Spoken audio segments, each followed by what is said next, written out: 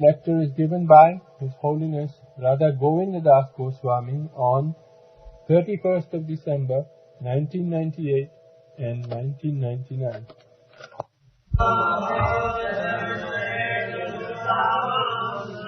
वृन्दावने किमपि गुल्मलतौषधीनाम्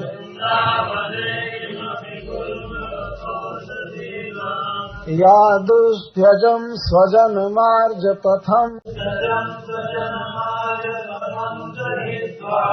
भेजुर्मुकुन्द पदवीम् श्रुतिभिर्विमृग्याम्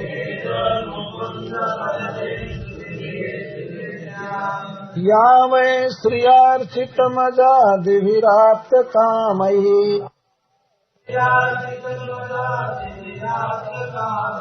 योगेश्वरैरपि सदात्मनिरासगोष्ठ्याम्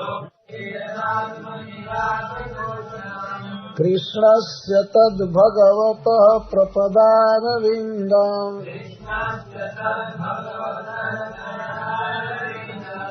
न्यस्तम् स्तनेषु विजहुः परिरभ्यतापम्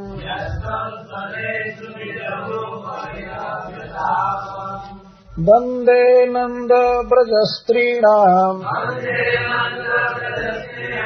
पादरेणुमभीक्ष्णसः यासाम् हरिकथोद्गीतम् पुनाति भुवनत्रयम्। तो उद्धव जी गोपियों की महिमा गा रहे हैं। इसी के लिए भगवान ने उनको भेजा था ब्रज में। उनके भाग्य की बड़ाई करके श्री जी से भी अधिक या अन्य किसी भी स्त्री से अधिक किंच आस्तां तावत् गोपीनां भाग्यम मम तो ये तावत प्रार्थना गोपियों की भाग्य की तो ये बात रहे, परंतु मेरी ये प्रार्थना है। श्रीपाद श्रीधर स्वामी ये कहते हैं और श्रील जीव गोस्वामी कहते हैं कि गोपियों के को पाने के लिए उनके चरण रज की उपासना ही उपाय है, यही साधन है। इति निश्चिन्वन यह निश्चय करके प्रचुर प्रचुर तत्स्पर्श योग्यम तत्स्थावर जन्म अपि आशास्त। तो गोपियों की चरण रज कैसे मिलेगी? जब हम ब्रज में कोई स्थावर और वो भी छोटा पौधा बनेंगे जो जमीन पर रहे, बड़ा वृक्ष नहीं, उन पर गोपियों की चरण रज नहीं जाएगी उतनी। लता गुल्म औषधि, औषधि कहते हैं एक बार में जो पक जाता है फसल, एक फल देने के बाद पक जाता है, छोटा छोटा फसल जिस पर चरण गोपियों की चरण रज पड़े। तो प्रचुर धूलि के स्पर्श के लिए तत्र योग्यम स्थावर जन्म अपि आशास्त। स्थावर जन्म से आते हैं भी लता जो जमीन पर फैले, गुल्म उसको कहते हैं। इसलिए सबसे पहले उन्होंने गुल्म नाम दिया। गुल में जमीन पर फैली रहती है लता, कुछ लताएं ऊपर वृक्ष पर चढ़ती है और कुछ जमीन पर फैली रहती है। गुल में लता या औषधि में से किमपि कुछ भी तृण या ये कुछ भी, हमारी योग्यता नहीं कि मैं ये कहूं कि यही जन्म मिले, जो भी। तो गुल्म लता औषधि नाम कथम भूताम चरण रेणु जुसाम, जो गोपियों के चरण रेणु से हमेशा भरे रहते हैं, युक्त रहते हैं, उनमें से किमपि कुछ भी वृंदावन में नहीं, पहले यहां से लगाना पड़ेगा ऐसाम वृंदावने गुल्म लतौषधीनाम आसाम चरण रेणु जुसाम, इनके बीच में अहम किमपि अहो श्याम, क्या मैं हो सकता हूं? मेरा बहुत बड़ा सौभाग्य होता यदि मैं इनके चरण रज से युक्त लता तता में से कोई होता। और श्री सनातन गोस्वामी पाद कहते हैं किंवा एवं श्री गोपीनाम सर्वतः श्रेष्ठ्यम गीत्वा तासाम दास्यम अंत इच्छन्नपि सुदुर्लभम मत्वा तत्पदाम्बुजैक संपर्कम अपि आशास्ते। गोपियों की सर्वश्रेष्ठ महिमा गीत्वा गाकर तासाम दास्यम गोपियों का दास्य चाहते हैं उद्धव जी। अंतर मन में इच्छा हो रही है लेकिन उसको सुदुर्लभ मान करके गोपियों के चरणाम्बुज का केवल संपर्क मिलता रहे इसकी कामना कर रहे हैं। चरण रज का संपर्क। विश्वनाथ चक्रवर्ती ठाकुर लिखते हैं तस्माद आसाम भावे परम दुर्लभे मनोरथस्य अपि अनौचित्यम वांछन्ति जग भवभियो मुनयो वयम च इति जन्मयुक्तम तद अविचारा देव। पहले उद्धव जी ने कहा है गोपियों के भाव की हम लोग वांछा करते हैं, मुमुक्षु जान मुनि जान हम भक्त जान, लेकिन बाद में उन्होंने सोचा कि अरे इस प्रकार का दुर्लभ मनोरथ करना ये अनुचित, ये नहीं मिलेगा। मनोरथ करना ही अनुचित है और अविचार से ही मैं कह दिया, सोचा नहीं। सांप्रतम तो सविचारम आशास, अब खूब अच्छी तरह से विवेक से विचार पूर्वक कहते हैं कि एतदेव में भूयात, मेरे लिए यही हो। गोपी भाव की प्राप्ति हमें कहाँ से होगी? हमारे लिए यही सबसे बड़ा सौभाग्य है कि गोपियों की चरण रज मुझ पर पड़ती है। अहो अत्यंत दुर्लभ लालसा खेद। अहो का अर्थ है कि एक अद्भुत दुर्लभ परम दुर्लभ लालसा कर रहे हैं, इसके लिए कहते हैं अहो, और खेद में भी बोल रहे हैं। वृंदावने इति सदा तत्रैव तासाम श्री गोपी नाम भ्रमणादिना सानिध्या। वृंदावन में बनना चाहता हूँ। वृंदावन का मतलब है पूरा ब्रजमंडल, वही गोपियां रहती हैं, उनका भ्रमण आदि होता रहता है, इसलिए उनका सानिध्य प्राप्त होगा। तो वृंदावने अहम उद्धव हरिदास आसाम ब्रजदेवी नाम चरण रेणु जुसामहम चरण रेणु जुसाम चरण रजो भाजाम इमा जासाम उपरि चरणों विनश्यन्ति तासाम अति क्षुद्र जाति नाम। चरण रेणु जुसाम, ऐसे छोटे छोटे पौधा बनना चाहता हूँ, छोटे छोटे लता जिन पर गोपियों का चरण रेणु पड़ा रहता है। चरण रेणु जुसाम। तो उद्धव जी की अभिलाषा हो रही है, वो सोच रहे हैं कि हमारा अधिकार नहीं है कि मैं डायरेक्ट चरण का स्पर्श लूं, मुझ पर गोपीजन चरण रखें, बल्कि उनकी चरण की रज भर पड़े, हमें अधिकार नहीं उनके चरण को छूने। तो गोपियों के चरण रेणु से युक्त जो लताएं हैं वे घर से वन में आती हैं, कृष्ण से मिलती हैं, जाती हैं, आने जाने में उनके चरणों की रज जिन लताओं और गुल में और औषधि पर पड़ती है, उसी में से मैं भी एक क्या श्याम क्या हो सकता। यह श्याम का अर्थ है हे भगवान, हे दैव, हमें ऐसा बना दो कि मैं उनमें से एक बनूं। गुल्म लता औषधि नाम, गुल्म स्तंभ, लता औषधि ज्योतिर्लता किंवा फल पाकांत वृक्षादिता साम मध्य किमपि, इनके बीच में किमपि एकमपि जत तत् किंवा केनापि तृण कीटादि रूपेण तच्चरण रेणु स्पर्श योग्येन। चाहे तृण बना दो और चाहे कीट बना दो, कुछ भी जो गोपियों के चरण रज से युक्त हो, उनमें से कोई चीज बना। श्याम उद्भवेयम, मैं बनूं। ननु भजनस्य सर्वोत्कृष्ट काष्ठा का खलु एतासु वर्तते जैसा एवं आलक्ष्य त्वम आशा में चरण रेणु वांछसि। इनमें कौन सी भजन की पराकाष्ठा है? क्या इन्होंने कृष्ण से प्रेम किया है जिससे आप इनके चरण रेणु की वांछा कर रहे हैं?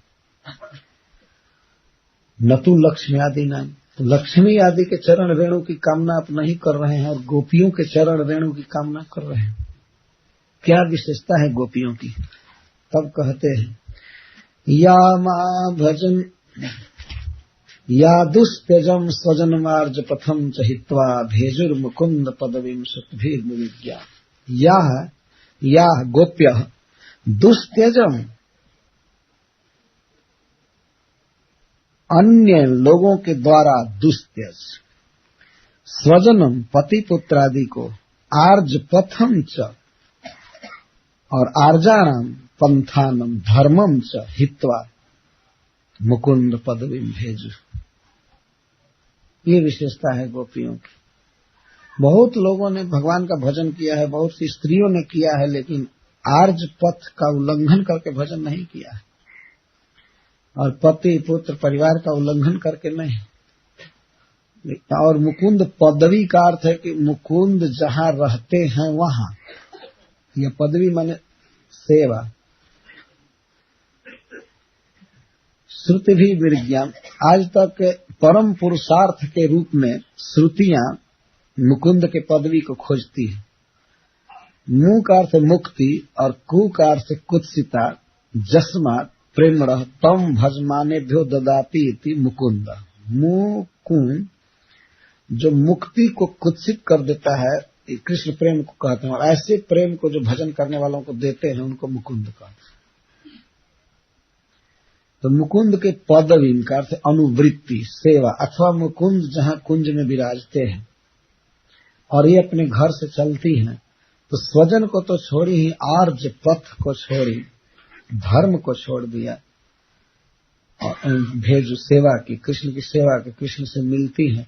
तो उनके आने जाने में, कृष्ण से मिलने में, बीच रास्ते में कोई गुल्म लता औषधि तृण कीट हो, उसी में से हमको हे विधाता बना दो, मैं ऐसा चाहता हूं। इसलिए यह सिद्ध हुआ कि मथुरा में एक बहुत महत्वपूर्ण पद पर उद्धव अपने को नहीं चाहते हैं कि मैं जादवों का मंत्री रहूं और कृष्ण का सखा रहूं। ये सब गोपियों के चरण रज का भाजन बन करके, ब्रज में तृण बन करके भी रहने के समान सब नहीं है। ये बिल्कुल तुच्छ है, मैं नहीं चाहता हूं। क्या भाव है उद्धव जी। वृक्षादि नाम अनुक्ति, यहाँ वृक्षादि क्यों नहीं कहे? श्रीपाद सनातन गोस्वामी कहते हैं वृक्षादि नाम अनुक्ति। क्यों? अति उच्चत्वेन तेषाम तच्चरण रेणु जोषण असिद्ध है। अति उच्च होने से वृक्ष आदि पर चरण रज नहीं पड़ेगी, इसलिए वृक्ष नहीं होना चाहते। गुल्मादि नाम जथोतरम न्यूनत्वम उह्यम। गुल्म आदि में जथा उत्तर न्यूनत्व कहा गया है। परम दीनतया आत्मनो अति निचत्व मननेन तीर्णत्व मात्र प्रार्थने पर्यवसान। उद्धव जी अपने को अति छोटा मान रहे हैं, इसीलिए तीर्णत्व मात्र प्रार्थना कर रहे हैं। अरे ये कहते कि मैं भी एक गोपी हो जाऊं, गोप हो जाऊं, गाय हो जाऊं, ये हो जाऊं, ये नहीं कह रहे हैं। एकदम तीर्ण जहां चरण रज पड़े। इति तासाम महात्म्यम पुनः अपि औत्सुक्येन गायति यायति। फिर गा रहे या इत्यादि। लोक धर्म धैर्य लज्जा मर्यादादि त्रोटन पूर्वक महावेगीन भजनम एवं मया न क्वापि दृष्टमत। इस प्रकार से लोक धर्म, वेद धर्म, धैर्य, लज्जा, मर्यादा सब तोड़ ताड़ करके महावेग से कृष्ण के तरफ बढ़ना, कृष्ण की सेवा करना सब छोड़ करके ऐसा हमने कभी नहीं सुना था। देखने की तो बात दूर है, यहाँ आकर के देख लिया। एवं प्रति रजनी जदा जदा स्वकुल धर्म मर्यादा वज्र शलाका अपि महावेग बले न त्रोटयित्वा कृष्णम अभिसरिष्यन्ति। तो प्रति रजनी, प्रत्येक रात में जब जब ये अपने स्वकुल की मर्यादा तोड़ करके, जो कि वज्र की जंजीर है, शलाका कहते हैं चेन, वज्र के जंजीर जैसा है, इसको तोड़ ताड़ करके महावेग बल से तोड़ करके और कृष्ण के तरफ जो अभिसार करेंगी, चलेंगी, बहुत काल से चली और आगे भी चलेंगी। तदा कृष्ण पार्श्वम प्रति गमने, कृष्ण के पास जाने में और आने में वर्तम विचारो नाशामिति। कृष्ण के पास जाने में ये नहीं देखती हैं कि ये रास्ता प्रसिद्ध पथ है या नहीं पथ है। तो उस समय निश्चित ही तीर्णादि रूपस्य मम मूर्धनि चरणौ अर्पयिष्यन्ति। इसीलिए बहुत तुच्छ लता बावर बनना चाहते हैं, जो जमीन पर फैली रहे। गोपियां आने तो उनके चरण की रज मुझ पर डायरेक्ट पड़े या उनका डायरेक्ट चरण पड़े, इस तरह से मुझे रौंद, मैं दूब बन जाऊं वृंदावन में, घास बन जाऊं, जिससे गोपियों की चरण रज मुझे मिले। आसाम चरण रेणु जुसाम गुलमलताओं से भीना। पहले इसका अन्वय ऐसे चलेगा, वृंदावने आसाम चरण रेणु जुसाम, इन गोपियों के चरण रेणु से युक्त गुलमलताओं से भीना। गुलमलता और औषधि के बीच में मैं कीमती कुछ भी हो जाऊं। गुलमलता औषधि बनूं, चाहे उन्हीं में निवास करने वाला कीट पतंग बनूं, स्थावर कीमती श्याम हो जाऊं, अहम मैं हो जाऊं। इस तरह से उद्धव कामना करते हैं। क्यों गोपियों की चरण रज को आप चाहते हैं? यादुष्ट जन स्वजन मार्ग पथम चहित्वा भेजुर मुकुंद पदवीं सुतभिर्विजा। या जिन गोपियों ने दुष्कर स्वजनों को और आर्ज पथ को छोड़कर मुकुंद का अनुसरण किया है, उनसे मिली हैं, अभिसार करके रही हैं, घर का बंधन छोड़ करके और सजनों का मोह छोड़ करके। कृष्ण जब भी कहीं संकेत करते थे, वो चाहे आधी रात हो, चाहे दिन हो, दोपहर हो, जेठ की दोपहरिया हो, कुछ भी हो, चलिए। ये गोपी जनों की विशेषता है। तो इसके द्वारा श्रील विश्वनाथ चक्रवर्ती पाद जी ध्वनित कर रहे हैं कि गोपियां जब घर के धर्म को, धर्म मतलब आर्ज पथ का अर्थ है पति आदि की सेवा, धर्म, और स्वजन मतलब और लोगों की सेवा, स्वजनों की ममता तोड़कर और आर्ज धर्म का उल्लंघन करके, जो कि बड़े बड़े श्रृंखला के समान बंधन है, तो दूसरा नहीं को तोड़ सकता, लेकिन इनको तृण की तरह, एक कच्चे धागे की तरह इन बड़े बड़े बंधनों को तोड़ करके और कृष्ण के लिए चलती थी। और चलने में वो थोड़ा तेज गति से चलती थी। उस समय उनके चरणों की धूली उड़ती थी। तो जब वे जा रही हो कृष्ण के पास मिलने के लिए या कृष्ण से मिल करके आ रही हो, उस समय उनके चरणों की धूली मुझ पर पड़े, मैं धन्य हो जाऊंगा। इस तरह से ये गोपियों की विशेषता है। धर्म छोड़ करके कृष्ण की भक्ति करना, ये बहुत ऊंची बात। यह सब लोग नहीं कर पाते हैं, तो गोपियों का ही अधिकार है। तो कृष्ण से मिलने जाती हैं, मिल करके आती हैं, उस समय इनके चरण की रज मुझ पर पड़े। मुकुंद पदवी, मुकुंद पदवी को जाते थे। मुकुंद पदवी का क्या यहाँ अर्थ है? भेजो मुकुंद पदवी। मुकुंद पदवी का अर्थ मुकुंद जहाँ जिस कुंज में बैठे हैं, मुकुंद का स्थान जहां भी वे रहते थे, उसको मुकुंद पदवी कहते हैं। तो आज तक श्रुतियां भी जिसे खोजती हैं, कृष्ण के भजन की बात करती हैं, और श्रुतियां चाहती हैं कि हम भी कृष्ण की दासी बने, सेवा करें, वे खोजते, उनको नहीं मिलता है। उन्हीं मुकुंद को खोजती। अथवा श्रुति भी निर्विज्ञान का अर्थ है, वेद शास्त्र सभी कृष्ण का ही वर्णन करते हैं, कृष्ण प्राप्ति को ही सबसे बड़ा पुरुषार्थ कहते हैं। ऐसे कृष्ण के पदवी को, स्थान को, जिस स्थान पर है, गोवर्धन में है या जमुना के तट पर है या किसी कुंज में है, उस पदवी को वे तत्काल चली जाती थी छोड़ करके। तो ऐसी गोपियों का चरण रज मुझे प्राप्त हो, मैं गुललता औषधि में किसी में से कुछ भी हो जाऊं। किस तरह गोपियां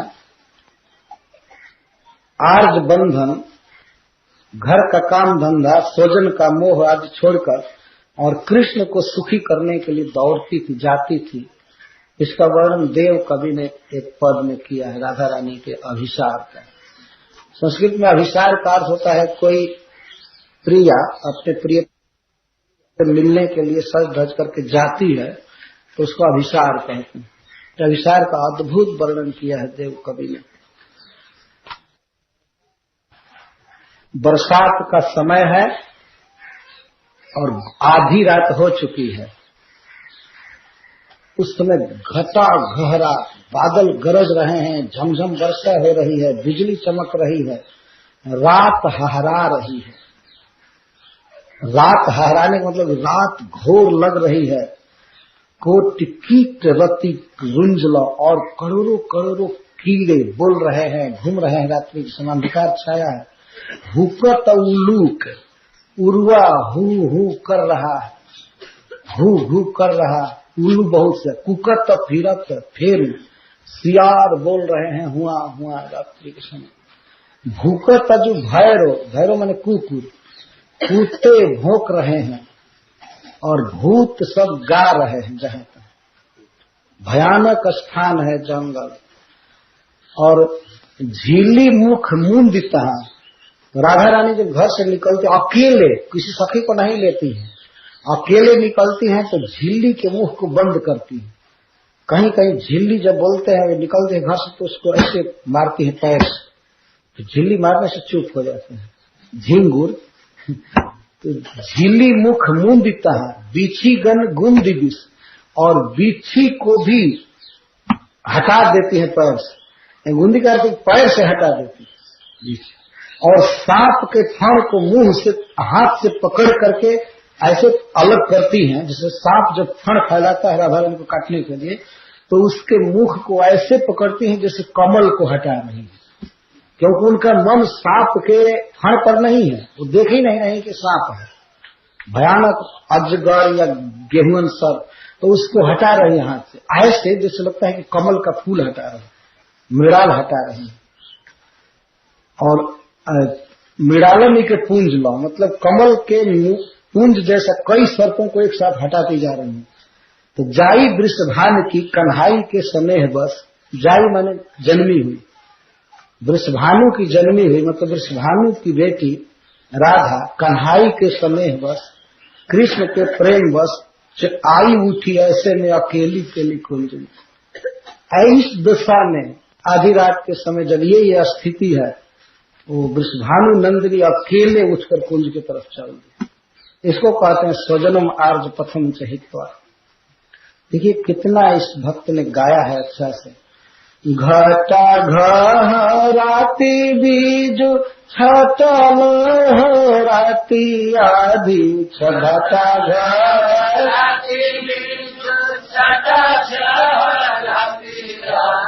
घटा घराती बीजू, बीज माने बिजली, घटा घराती बीजू छटा छराती आदि, घटा घराती बीजू छटा छराती आदि, राती राती कोटि कीट रति रुंजला, राती राती कोटि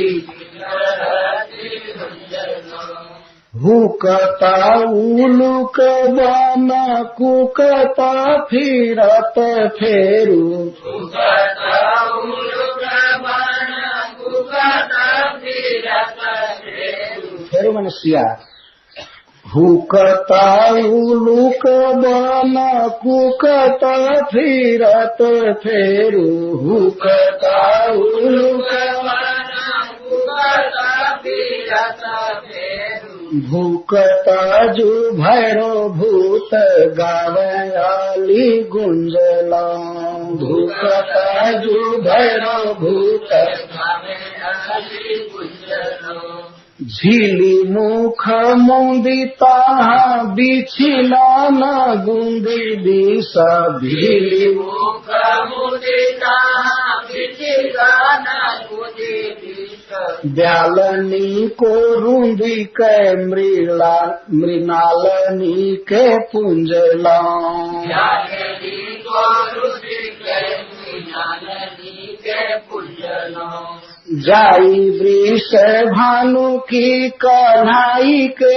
स्नेह बस, जाई वृष भानु की कन्हाई के स्नेह बस, जाई वृष भानु की कन्हाई के स्नेह बस, जाई वृष भानु की कन्हाई के स्नेह बस, आई उठी ऐसे में अकेली केली कुंजला, आई उठी ऐसे में अकेली केली कुंजला, आई उठी ऐसे में अकेली केली कुंजला, आई उठी ऐसे में अकेली केली कुंजला। अकेली शब्द बहुत महत्वपूर्ण है कि इस घोर रात्रि में, बरसात में चल दी उठ करके, केवल कन्हाई के समय है बस, कृष्ण के प्रेम बस। यहाँ स्नेह शब्द दे रहे। कौन? हाँ, राउंड कर, पैर से मार कर। जल्दी जल्दी जा रही है तो सांपों को रौंदती हुई जा रही, कमल मृणाल की तरफ।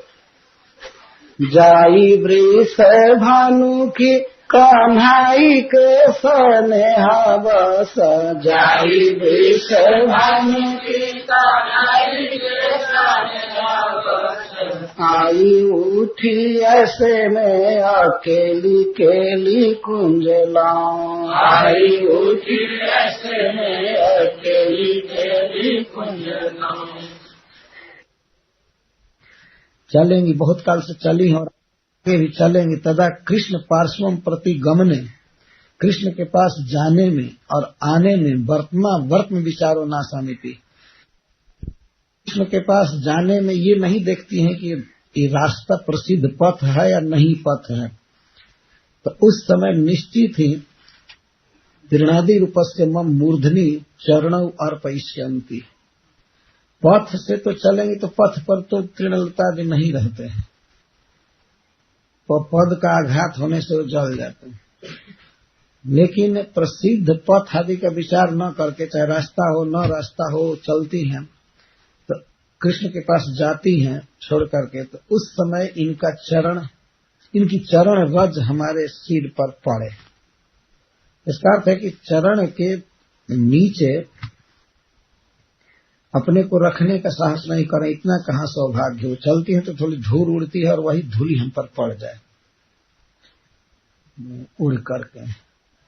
अधुना तो कोटिशः सकाकु प्रार्थिता अपि नयता मत मूर्धनि चरणान आधित संति। यह टीका है सनातन विश्वनाथ चक्रवर्ती ठाकुर। तो ये मान लीजिए इनके मन में शंका हो रही है, कोई कहे कि आप इनके चरण रज को पाने के लिए तृण बनना चाहते हैं, लता स्थावर जोनि प्राप्त करना चाहते हैं, इस समय सामने है, इनसे ही इनका चरण रज क्यों नहीं लेते हैं मस्तक पर।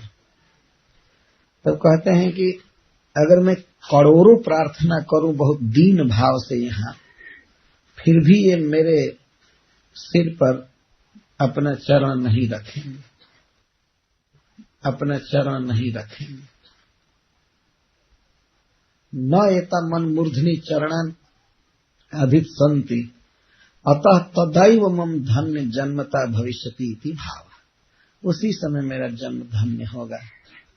इस समय चरण रज देंगी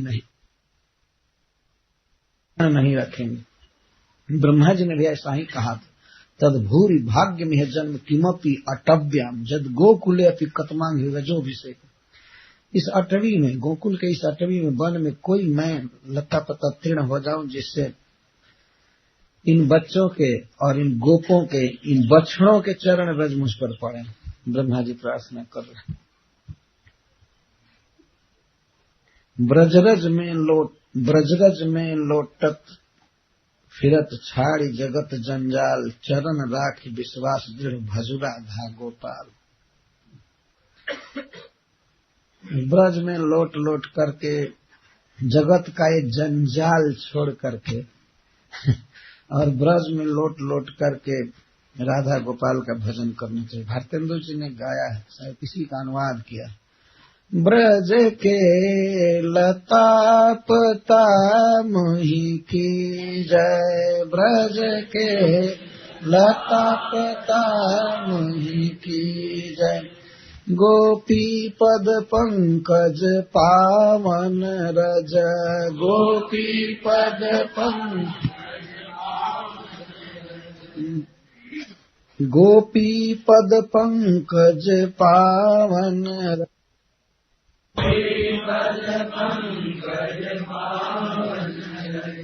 जामे मम सिर भीजय। आवत जात कुंज की गलियन, आवत जात रूप सुधा नित की जय, रूप सुधा नित।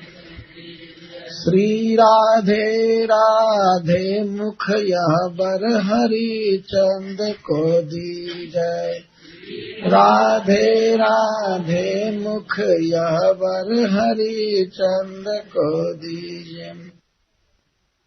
ऐसा वर दीजिए कि हमेशा श्री राधे मुंह से निकलता रहे। श्री राधे राधे मुख यह बर हरि चंद को दीजिए। ब्रज के लता पता जो स्थावर जोनिया है वो भी बोलते हैं, वृंदावन के वृक्ष को मरम न जाने को, यहाँ डार डार और पात पे श्री राधे राधे होए। वहाँ के वृक्ष भी बोलते हैं, परंतु उस बोली को भगवान कृष्ण सुनते हैं और राधा रानी सुनती है, हम लोग नहीं सुन सकते। जहाँ राधा मोहन के, जहाँ राधा मोहन की केली को कुलाहलहि, जहाँ राधा मोहन की केली को कुलाहलहि, माछोई राहत बन बेली न सरस है, माछोई राहत बन बेली न सरस है। सुंदर सरोवर घाट पान घट भेंट, सुंदर सरोवर घाट पान घट भेंट, नैन सैन दैन चैन चाह तो परस है, नैन सैन दैन चैन चाह तो परस है। बानक सुठन सहज ही देखे बनी आवे, बानक सुठन सहज ही देखे बनी आवे, आनंद को अम्बुद मनोरथ बरस है, आनंद को अम्बुद मनोरथ। दीठी चात की है जो लगत सोह अखीन की, दीठी चात की है जो लगत सोह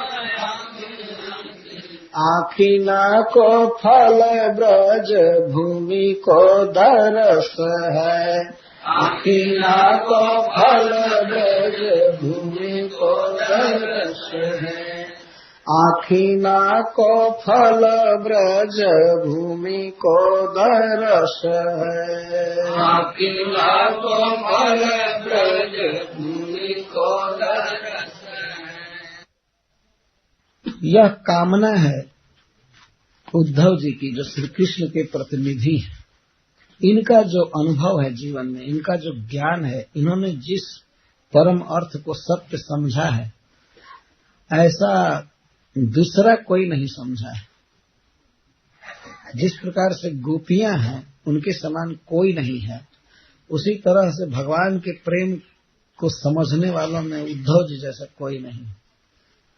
विभाग किया गया है बृहद भागवतामृत में, जब श्रीपाद सनातन गोस्वामी बहुत सा कैटेगरी कर रहे हैं, तो उद्धव जी का बहुत बड़ा स्थान है इसमें। और ऐसा व्यक्ति अपना अनुभव सुना रहा है, अपना अनुभव ही नहीं, कोई भी व्यक्ति सबसे बड़ा लाभ अपने जीवन में चाहता है। सबसे बड़ा लाभ उद्धव की दृष्टि में है गोपियों की चरण रज मुझ पर पड़ती है, गोपियों का चरण रज पड़ता है। कितनी महिमा है गोपियों की, क्या कोई कह सकता है। जो मथुरा के बहुत बड़े मंत्री पद पर है, महाराज उग्रसेन के सचिव हैं, भगवान के सखा हैं, श्रेष्ठ कुल में जन्म हुआ है, बहुत श्रेष्ठ व्यक्ति के शिष्य हैं, पढ़ाई लिखाई में सबसे ज्यादा, राजनीति में पावर सबसे ज्यादा, धनी, परम सुंदर, सब कुछ भगवान के अंतरंग। यह व्यक्ति समझ सकता है गोपियों की महिमा। आजकल के लोग क्या समझेंगे, बहुत कठिन है समझना। अब के तो लोग तो डायरेक्ट गोपी होना चाहते हैं, और उद्धव जी गोपियों के चरण रज चाहते हैं। जो नहीं समझते हैं गोपियों को, वही होड़ लेते हैं कि हम गोपी हो जाए। क्यों गोपी होंगे? महिमा नहीं समझ में आती है वास्तव में। उद्धव जी के मुख से महिमा प्रकट हुई है गोपियों की। यह श्लोक मुझे बहुत प्रिय है, बहुत काल से इसको पढ़ता है। भाई जी हनुमान प्रसाद पोद्दार के मुख से इसको बारंबार सुना था। आसाम हो चरण रेणुजुसाम हम श्याम वृंदावने किमपि गुल्मलतौषधीना यादोस्त्यजं स्वजन्मार्ज पथं हित्वा भेजुर्मुकुन्द पदवीं श्रुतिभिर्विमृग्याम्। ननु सर्वैरपि भक्तैः श्री भगवदर्थं प्रायः स्वजनादयस्त्यजन्त एवैति अनेन को नाम गोपी नाम विशेष। अगर यह कहा जाए कि उद्धव जी श्री भगवान के लिए, कृष्ण के लिए प्राय सभी भक्त तो अपने स्वजन आदि को त्यागते ही हैं, फिर गोपियों के विषय में आप क्यों इतनी विशेष बात कह रहे हैं कि इन्होंने छोड़ा, ये किया, वो किया। इति आशंक्य परम दुर्लभस्य लाभ विशेषण महात्म विशेषम साधय। तो कहते हैं ठीक है, छोड़ा है सब लोगों ने, लेकिन गोपियों जैसा नहीं छोड़ा। और कुछ छोड़ा भी तो छोड़ करके जो लाभ गोपियों को हुआ और किसी को नहीं हुआ, इसलिए सबसे श्रेष्ठ। न केवलम तादृश लाभ साधनस्य तादृश रासस्य उत्कर्षणता महात्म्यम अपि तो भगवत लाभस्यापित्या। केवल रास ही नहीं प्राप्त किया है इन लोगों ने, भगवान कृष्ण को पाया है। उसको कह रहे हैं या वै श्रियार्चितमजादिभिराप्त कामयी योगेश्वरैरपि सदात्मनिरास गोष्ठ्याम या जदात्मनिरास गोष्ठ्याम कृष्णस्य तद् भगवतः प्रपदारविन्दम् न्यस्तम् स्तनेषु बिजहु परिरभ्यतापम्। श्रिया अजादिभिः आत्तकामयी जुगेश्वरैरपि सदा आत्मनि अर्चितम भगवत प्रपदारविन्दम् चरणारविन्दम्। तो भगवान के चरण कमल कैसे हैं? भगवान कृष्ण के चरण कमल कैसे हैं? श्रिया महालक्ष्म्या अर्चितम। श्री जी हमेशा अर्चना करती हैं, प्रेम संवाहनादि संलालितम, हमेशा लालन करती हैं, अपने परम सुकुमार चरण हस्त कमल से भगवान के चरण को दबाती रहती हैं। आप लोगों ने लक्ष्मी जी का चित्र देखा, हमेशा सेवा में रहती हैं। हमें बहुत अच्छा लगता है हमारे बॉम्बे मंदिर में जो लक्ष्मी जी चरण दबाती हैं भगवान का। हम सत्य कहते हैं, जब मैं वो देखता हूँ मूड लक्ष्मी जी का चरण दबाते हुए भगवान सोए हैं, वो हमको अन्य किसी भी विग्रह से ज्यादा आकृष्ट करता है। मैं वहां खड़ा होकर के कभी कभी देखता हूँ, देख कर ये आता है कि लक्ष्मी जी किस मूड में है, इस तरह सेवा कर रही। तो श्रिया अर्चितम, अजादि भी अर्चितम, अज आदि मतलब ब्रह्मा आदि सेवा करते हैं। आप्त काम ही अर्चितम, जो निष्काम है, जिनकी कामना पूरी हो चुकी है, बड़े बड़े भक्त, वे भी उनके द्वारा भी अर्चितम। जोगेश्वर ही अपि अर्चितम। लेकिन कौन कौन कैसे कैसे अर्चना करता है, अर्चना में भेद है। लक्ष्मी जी तो डायरेक्ट हाथ में लेकर के अर्चना करते हैं, ब्रह्मा आदि कभी कभी उनको अवसर सौभाग्य मिलता है पूजा करने का, गंगा जल लेते हैं। और आप्त काम या जोगेश्वर लोग आत्मनि, मन में अर्चना करते हैं, ध्यान करते हैं, इसका अर्थ ये। अथवा भगवान का धाम भी अप्राकृत है, लीला उनका मंदिर भी अप्राकृत है। तो आत्मनि मतलब मंदिर है अर्चित, वो भी चिन्मय माना गया है। तो धाम में, मंदिर में, और जोगेश्वर लोग अपने मन में। सदात्मनि रास गोष्ठ्याम, उसी चरण कमल को जो इतना दुर्लभ है, सब लोग पूजा करते हैं, उसी चरण कमल को रास गोष्ठी में रास गोष्ठियां गोपियों ने भगवान के प्रपदार बिंद को अपने स्तनों पर रखा था और इस तरह उनका सारा दुख दूर हो गया। रास गोष्ठी हुई थी। यह रास गोष्ठी का अर्थ है रास लीला करने से पहले जब भगवान एक बार अंतर्हित हुए थे और गोपी गीत गाया गया, तो गोपी गीत के गाने के बाद भगवान प्रकट हुए तो वहां एक रास गोष्ठी हुई थी जिसमें गोपियों ने प्रश्न किया था भगवान। चांदनी रात थी, धवल वृंदावन का पुलिन था और वहीं पर गोपियों के बीच भगवान विराजे थे और उनसे प्रश्नोत्तर हुआ। तो उस समय गोपियों ने अपनी अपनी ओढ़नी को बिछाया था और इतनी गोपियां थी कि वो मोटा गद्दा आसन हो गया था भगवान। तो उस पर वो बैठे थे तो उसने अपना चरण वो लटकाए थे। प्रपद यहाँ शब्द है, तो चरणारविंदम चाहे प्रपदारविंदम। प्रपद कहते हैं चरण के अगले भाग को, अंगुली के तरफ का जो आधा भाग है उसको। तो भगवान ऐसे अपने चरणों को लटकाए थे तो गोपियां उन्हें पकड़ करके उनके प्रपद को अपने स्तनों पर रखी थी बारी बारी से। स्तनेषु बहुवचन का प्रयोग। सबने बारी बारी से भगवान के चरण कमल को अपने स्तनों पर न्यस्त किया था और तापम विजर हुई। इस प्रकार से विरह दुख उनका खत्म हो गया था। केवल न्यस्तम नहीं, परिरभ्य भगवान के चरणों को अपने छाती से लगा करके और उनके चरणों को अपने स्तनों पर रखा था। इससे उनका सारा ताप दूर हो गया था। यह है गोपियों का सबसे बड़ा सौभाग्य। छोड़ने के लिए तो आजकल के लोग तो ऐसे ही स्वजन और आर्ज धर्म सब छोड़ चुके हैं। छोड़ना कोई कठिन नहीं। ऐसे स्त्रियों के लिए छोड़ना बड़ा कठिन था। आज के युग में तो छोड़ना ही आसान है ना। आर्ज धर्म का पालन कठिन हो गया है, लेकिन उस समय इसको छोड़ना बड़ा कठिन था। ये छोड़ा तो अगर ये कहा जाए कि और लोग भी छोड़ते हैं तो और लोग इनके समान नहीं छोड़ते हैं। छोड़ी तो छोड़ दी। और सबसे बड़ी बात है कि इन्होंने पाया श्री कृष्ण के चरणारविंद को, प्रपद अरविंद को। पैर के अगले भाग को प्रपद कहते हैं। तो इस तरह से गोपीजनों का सौभाग्य। अतः वंदे नंद ब्रज स्त्रीणाम पादरेणुमभीक्ष्णसः यासाम हरिकथोद्गीतम पुनाति भुवनत्रयम्।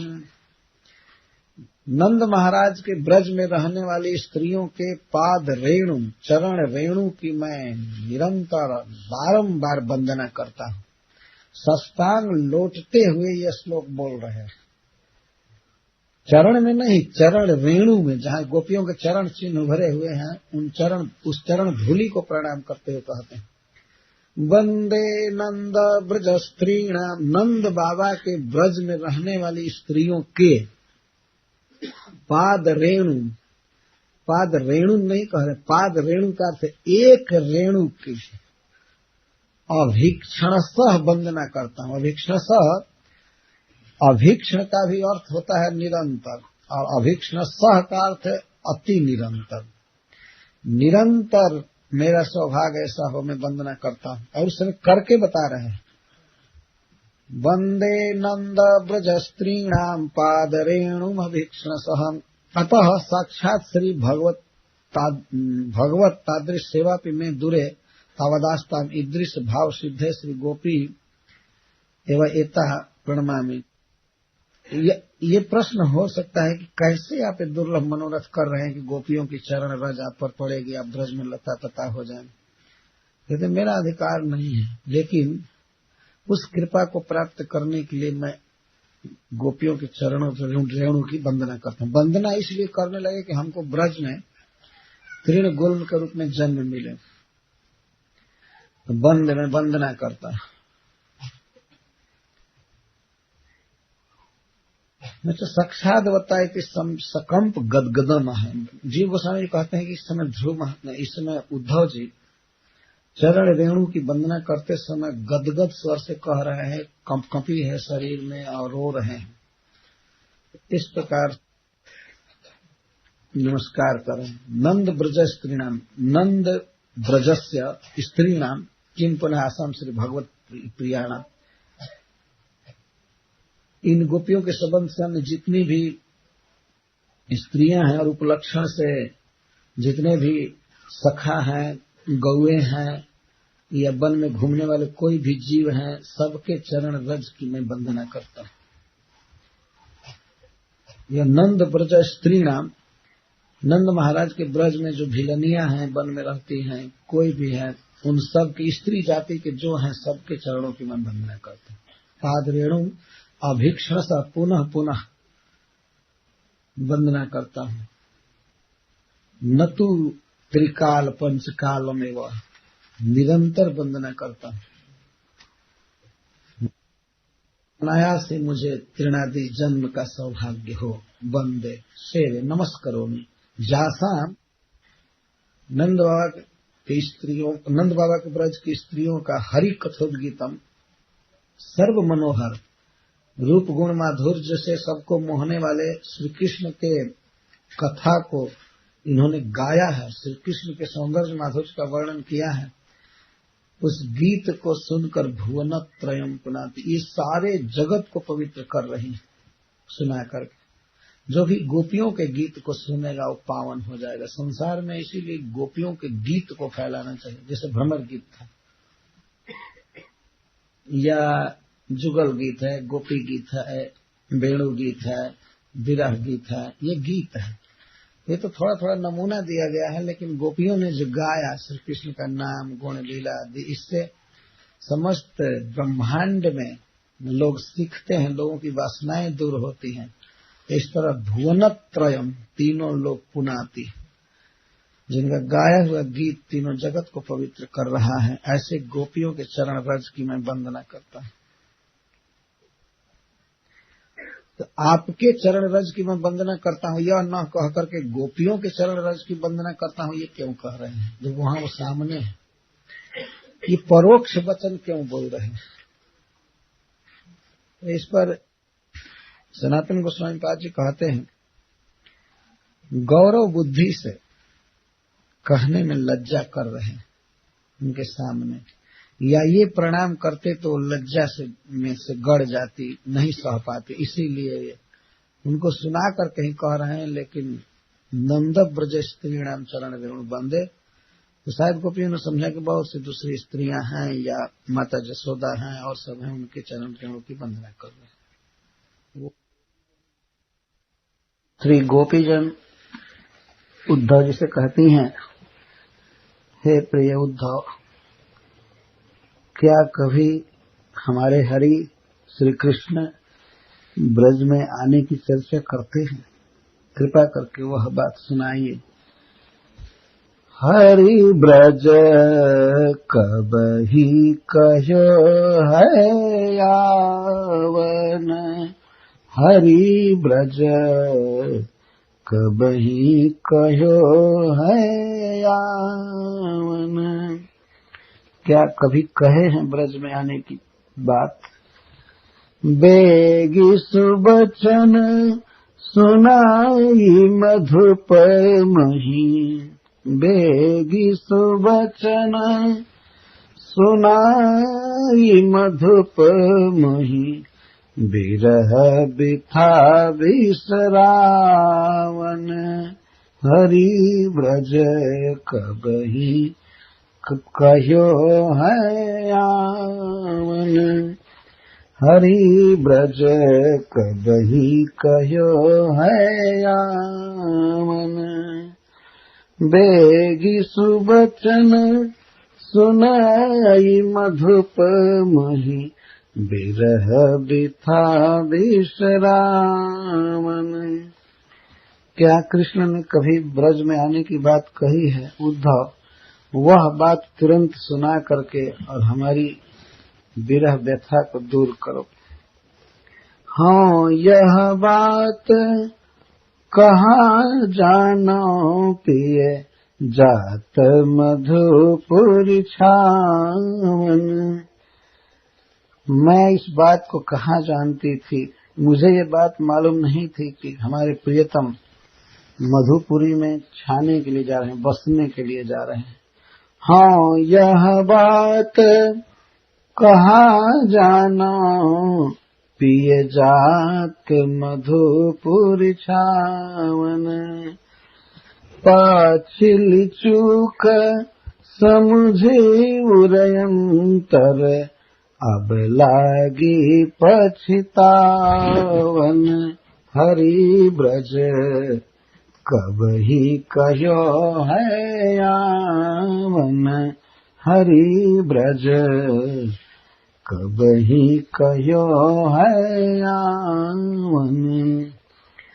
सब निशिसूर सेज भई बैरिनी, सब निशिसूर सेज भई बैरिनी, शशि शिरो तनु तावन, कब वै अंचल उर कर गही हैं, दुसह वियोगन सावन, हरि ब्रज कब ही कहो है आवन, हरि ब्रज कब ही कहो है आवन। हे उद्धव, सबनी सूर सेज भई बैरी। सूरदास जी कहते हैं गोपियों के लिए सारी रात सज्जा बैरिन बन गई। अर्थात श्री गोपीजन कहती हैं, हे उद्धव, यह सज्जा, यह सेज हमारी बैरिन बन गई है, हमें नींद नहीं आ रही है और हमें यह सूल की तरह लग रही है। तथा शिरो शशि तनुतावन, यह शीतल चंद्रमा भी हमारे शरीर को जलाता रहता है। कब वह शुभ दिन आएगा जब प्रियतम हमारा अंचल पकड़कर हमारे वक्षस्थल का स्पर्श करेंगे और उसी समय हमारा समस्त दुस्सह वियोग नष्ट हो जाएगा। सब निशिसूर सेज भई बैरिनी, शशि शिरो तनु तावन, कब वै अंचल उर कर गई हैं, दुसह वियोगन सावन, हरि ब्रज कब ही कहो है आवन, हरि ब्रज कब ही कहो है आवन, हरि ब्रज कब ही कहो है आवन। बेगी सुबचन सुनाई मधुप मही, बिरह बिथा विश्रावन, हरि ब्रज कब ही कहो है आवन, हरि ब्रज कब ही कहो है आवन।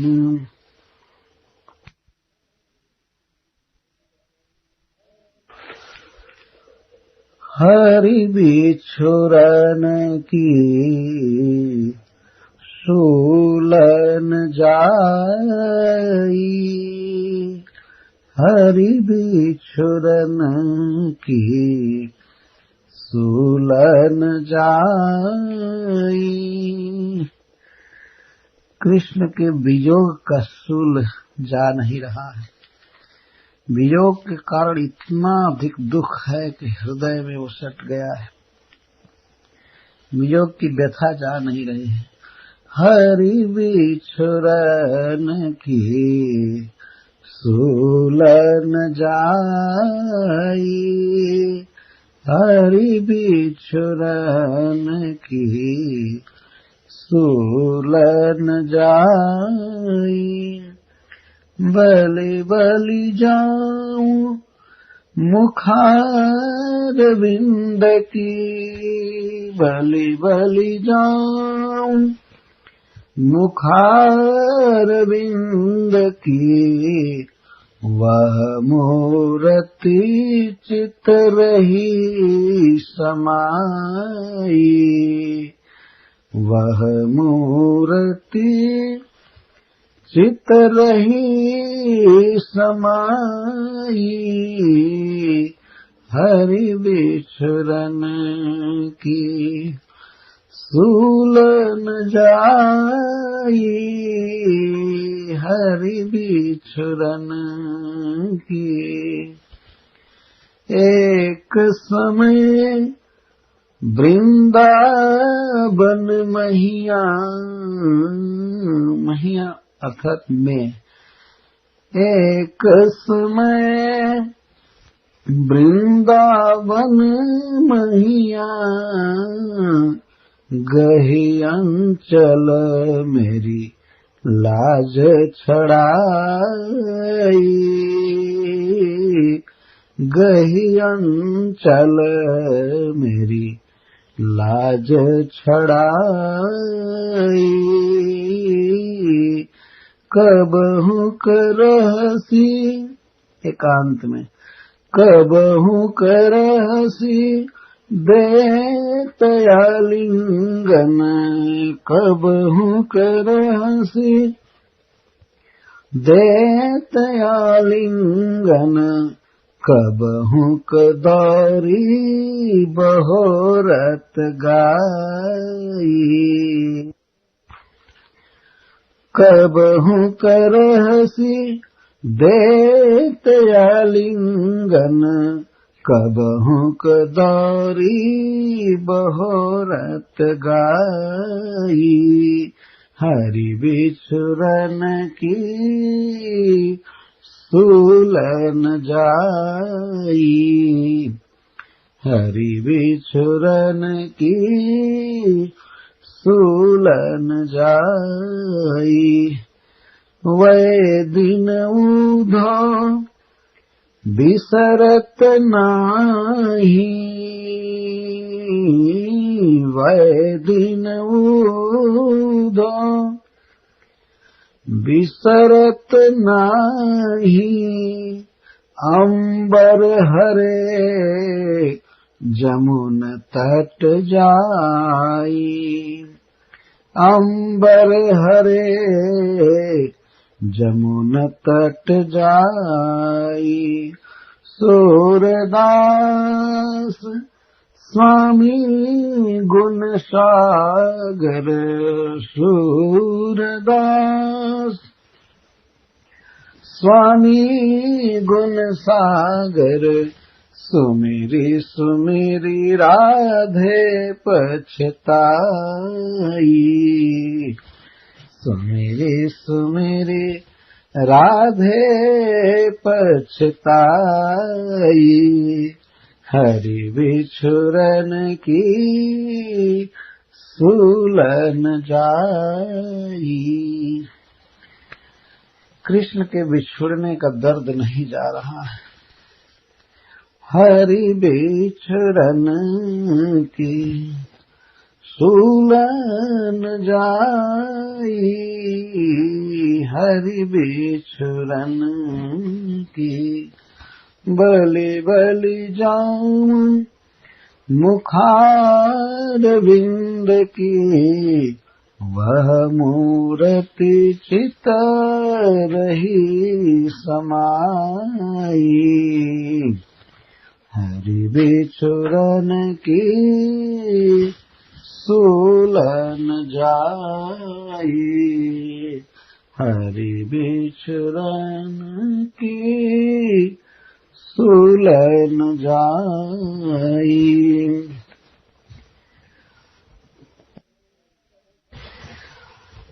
एक समय वृंदावन मैया गही अंचल मेरी लाज छड़ाई, कबहू करहसी देतया लिंगन, कबहू कदारी बहोरत गाई, हरि बिछुरन की सूलन जाई।